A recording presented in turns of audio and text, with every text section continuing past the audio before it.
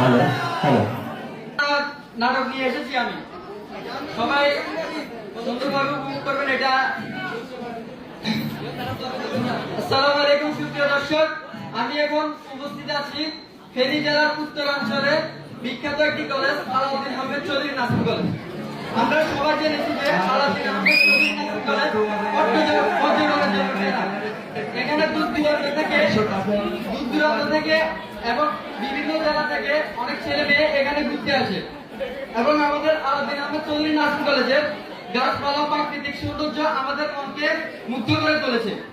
এবং এখানে দেখা যাচ্ছে অনেক ছেলে মেয়ে ঘুরতে আসছে, কোন জেলা থেকে আসছে, তাদের জেলাটা কোথায়, আজকে আমি এটা জানার চেষ্টা করবো। চলো দেখে আসা যাক।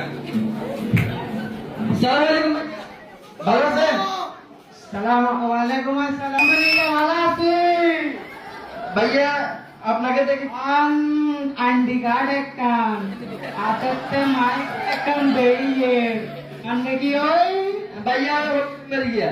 আচ্ছা মনে করেন যে নাই দিয়ে আমার লাগে কথা কই কিন্তু কথা কথা করে দেখাননি বড় পর্দায় দেখাবে। আমার কি বলে যে কথা নিছেন না সুমাইয়া করে সুমাইয়া বাগেতুন চিরুনি কেন দেসা ওমা তুই দেখ করে না আর নেই সাংবাদিক বাইরে কাইলে গেছি বেশি বেশি করে হুডি মাছ কা হাতা লতা কা চশমাইয়া লাগাই তিন সাংবাদিকের চলে আমি সাংবাদিক। এ মি আমারে টাঙ্গা দিলে তাই কথা লটকা দিলে এই কথা সাইতে ইরনি দে সিরনি দে সাই ফাসাল করবে তো সুন্দর করে দাও